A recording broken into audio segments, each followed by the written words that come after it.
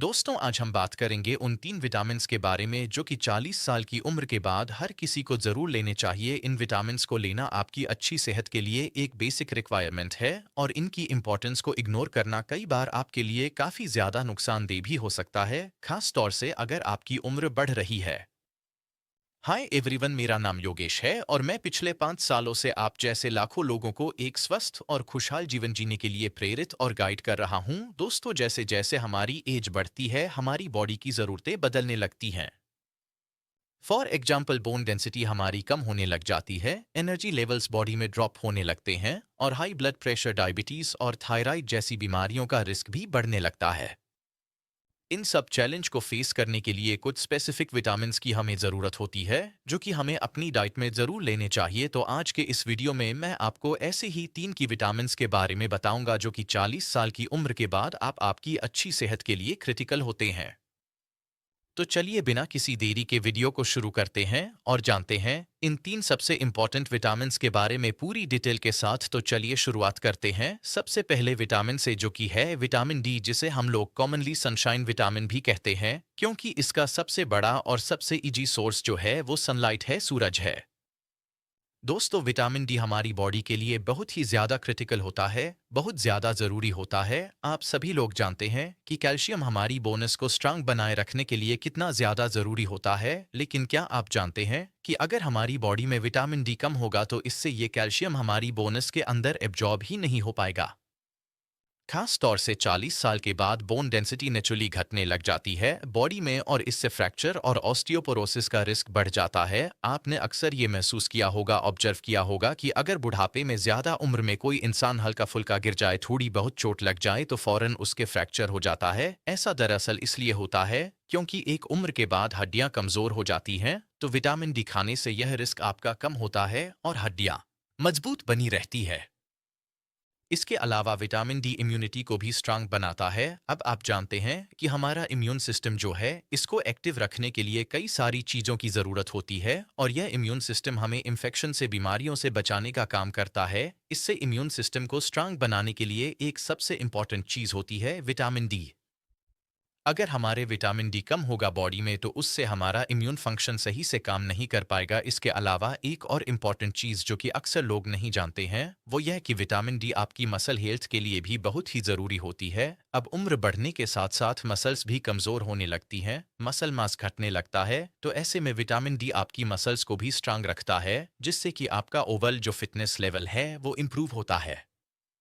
अब सवाल आता है दोस्तों कि ठीक है, विटामिन डी तो बहुत ज़रूरी है, अच्छा भी है, लेकिन हम इसको आखिर ले कैसे? तो दोस्तों, हमारी हमारी बॉडी को विटामिन डी ज़्यादातर जो है वो सनलाइट से मिलता है। बट जैसे जैसे हमारी उम्र बढ़ती चली जाती है वैसे वैसे हमारी स्किन की विटामिन डी को प्रोड्यूस करने की कैपेसिटी भी कम होती चली जाती है।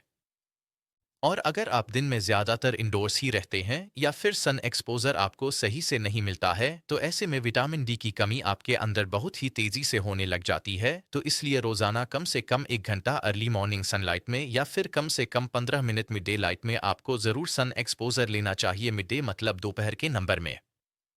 और जब भी आप सन एक्सपोजर ले तो यह कोशिश करें कि आपकी स्किन ज़्यादा से ज़्यादा जो है वो डायरेक्ट सनलाइट के कांटेक्ट में रही। इससे आपको रोज़ाना के लिए एक अच्छी खासी क्वांटिटी में विटामिन डी मिलता रहेगा। और अगर आप यह सब कुछ नहीं कर सकते हैं, धूप में नहीं बैठ सकते हैं, इतना टाइम नहीं है या फिर आपका रिसोर्सेस नहीं है, धूप आसपास नहीं आती है, तो ऐसे में आप चाहें तो विटामिन डी का सप्लीमेंटेशन भी कर सकते हैं।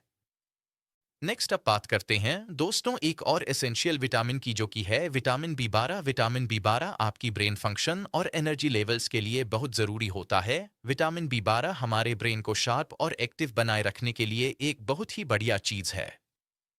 अगर विटामिन बी 12 की किसी इंसान के अंदर कमी हो जाए तो मेमोरी लॉस, कंफ्यूजन और कॉग्निटिव डिक्लाइन जैसी प्रॉब्लम्स आने लग जाती हैं और 40 साल की उम्र के बाद ये इश्यूज काफ़ी ज़्यादा कॉमन हो जाते हैं। इसके अलावा विटामिन बी 12 बॉडी में एनर्जी प्रोडक्शन के लिए भी इंपॉर्टेंट रोल प्ले करता है। यह खून के अंदर रेड ब्लड सेल्स बनाने के लिए मदद करता है जो कि ऑक्सीजन को आपकी बॉडी के हर एक पार्ट तक ले जाती हैं। अगर आपको थकान ज़्यादा महसूस होती है या फिर अगर आप लो एनर्जी महसूस करते हैं तो विटामिन बी 12 की कमी इसका एक रीज़न हो सकता है। इसके अलावा विटामिन बी 12 आपकी हार्ट हेल्थ के लिए भी काफ़ी ज़्यादा ज़रूरी होता है। अब आप कहेंगे कि विटामिन बी 12 का भला हार्ट से क्या लेना देना है, तो देखिए हमारी बॉडी में होमोसिस्टीन नाम का एक कंपाउंड पाया जाता है जो कि अगर ज़्यादा बढ़ जाए तो हार्ट डिजीज का रिस्क बढ़ा देता है। यह विटामिन बी 12 जो है यह इस होमोस्टन को कंट्रोल के अंदर रखता है और इसीलिए इनडायरेक्टली यह हार्ट को प्रोटेक्शन देता है। दोस्तों, जैसे जैसे हमारी उम्र बढ़ती है हमारी बॉडी के लिए विटामिन बी 12 को एब्जॉर्ब करना मुश्किल होने लगता है और इसी वजह से 40 साल के बाद लोगों के अंदर विटामिन बी 12 की कमी बहुत ज़्यादा देखी जाती है, अक्सर देखी जाती है।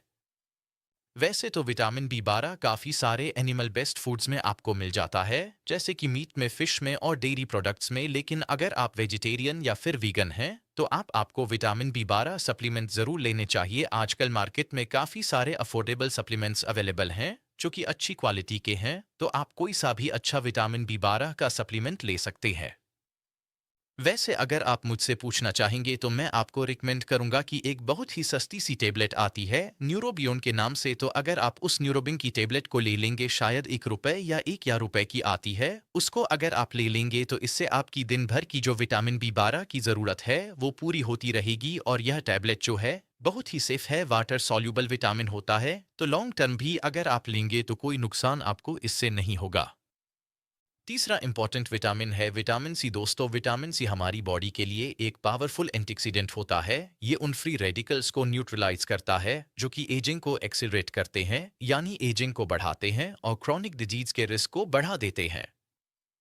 अगर आप नहीं जानते हैं तो जान लीजिए कि फ्री रेडिकल्स बेसिकली वो हार्मफुल चीज़ें होती हैं जो कि बॉडी के अंदर नुकसान पहुंचाती हैं, हमारी सेल्स को डैमेज करने के काम करती हैं। और जैसे जैसे हमारी एज बढ़ती है इन फ्री रेडिकल्स कई तादाद हमारे अंदर बढ़ने लगती है और ऑक्सीडेटिव स्ट्रेस ज़्यादा हो जाती है, जिससे तरह तरह की बीमारियां पैदा होने लगती हैं। और यहीं पे विटामिन सी का रोल जो है वो सामने आता है, क्योंकि यह इन फ्री रेडिकल से फाइट करने में हमारी हेल्प करता है।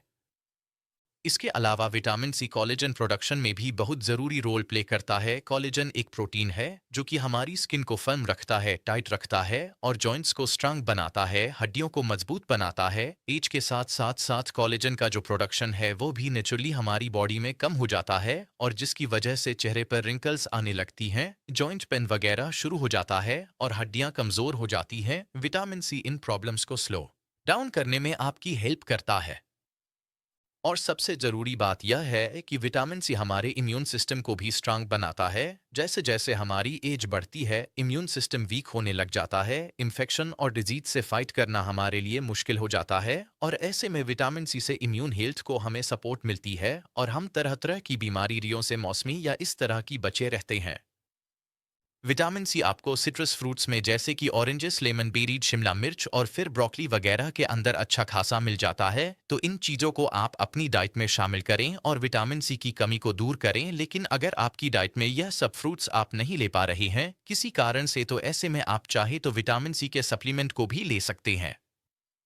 दोस्तों, एक सवाल जो अब शायद आपके मन में आ रहा होगा वो यह है कि सिर्फ यह 3 विटामिन सी लेने काफ़ी है क्या? जी नहीं दोस्तों, ये 3 विटामिन आपकी जो मिनिमम बेसिक रिक्वायरमेंट है डेली की उसके लिए ज़रूरी है, ताकि आपकी हेल्थ को एक मिनिमम लेवल पर आप मेंटेन कर सके। स्पेशली अगर 40 साल के बाद आप ये 3 विटामिन लेते हैं तो इससे आपकी बेसिक रिक्वायरमेंट रोज़ाना की पूरी हो जाती है। इससे क्या होता है कि आप एक सॉलिड फाउंडेशन बना लेते हैं अपनी हेल्थ की। But let me remind you कि ये सिर्फ शुरुआत है, आपकी बॉडी को और भी कई सारे न्यूट्रिएंट्स की ज़रूरत होती है। ऐसा नहीं है सिर्फ ये 3 ही चाहिए, बाकी कुछ नहीं चाहिए। इसके अलावा आपकी बॉडी को विटामिन के, मैग्नीशियम, ओमेगा 3 फैटी एसिड्स और कैल्शियम जैसे न्यूट्रिएंट्स की भी ज़रूरत होती है। यही नहीं दोस्तों, इसके अलावा बहुत सारे ऐसे माइक्रो न्यूट्रिएंट्स भी होते हैं जो कि हमारी खाने पीने की चीज़ों में होती हैं, जो हमारी बॉडी के लिए ज़रूरी होते हैं, तो वो भी कहीं ना कहीं इम्पॉर्टेंट है। बट ये 3 जो विटामिन्स आज मैंने आपको बताए हैं यह बेयर मिनिमम है, यानी इनके बिना काम नहीं चलेगा। यह नहीं लेंगे तो बीमारियां बहुत तेज़ी से पैदा होंगी, बट बाकी जो चीज़ें हैं वो अगर आप साथ में लेंगे तो वो आपके लिए कंप्लीट न्यूट्रिशन बन जाएगा। तो सबसे पहले इन 3 चीज़ों का ध्यान रखिए और उसके बाद बाकी चीज़ों की तरफ ध्यान दीजिए और उनको भी अपनी राइट में लीजिए। सबसे अच्छा तरीका है कि आप डेली हेल्दी न्यूट्रिशिया डाइट लीजिए। अगर आप एक अच्छी डाइट लेते हैं, अपनी डाइट को मेंटेन रखते हैं, डाइट में फ्रूट्स एंड वेजिटेबल्स लेते हैं, कलरफुल चीज़ों को अपनी डाइट में शामिल करते हैं, मौसमी चीज़ों को ज़रूर खाते हैं, तो आई एम श्योर कि आपको किसी भी तरह के सप्लीमेंट लेने की ज़रूरत नहीं पड़ेगी, क्योंकि नेचर ने करीब करीब हर एक चीज़ के अंदर कुछ ना कुछ न्यूट्रिएंट्स को रखा है। और अगर आप सब चीज़ें थोड़ी थोड़ी क्वांटिटी में लेते रहते हैं, बैलेंस डाइट को मेंटेन करते हैं, तो आपको किसी भी तरह की विटामिन की कमी कभी भी नहीं होगी और ना ही आपको कोई सप्लीमेंट लेना पड़ेगा। वैसे बढ़ती उम्र में खाने पीने के लिए आपको कौन सी चीज़ें इस्तेमाल करनी चाहिए जो कि उम्र के असर को कम कर सके और एजिंग प्रोसेस को स्लो कर सके? अगर इस बारे में जानना चाहते हैं तो अब आप यहाँ क्लिक करके इस वीडियो को देख सकते हैं। ये वीडियो पसंद आई हो तो इसको लाइक करके जाइएगा। चैनल पर नए हैं तो सब्सक्राइब कर लीजिए, और अगर मन में कोई शंका है, कोई सवाल है तो कमेंट करके पूछ लीजिए। हंसते रहिए, मुस्कुराते रहिए, रोज कुछ ना कुछ नया सीखते रहिए ताकि आप रह सकें हेल्दी हमेशा।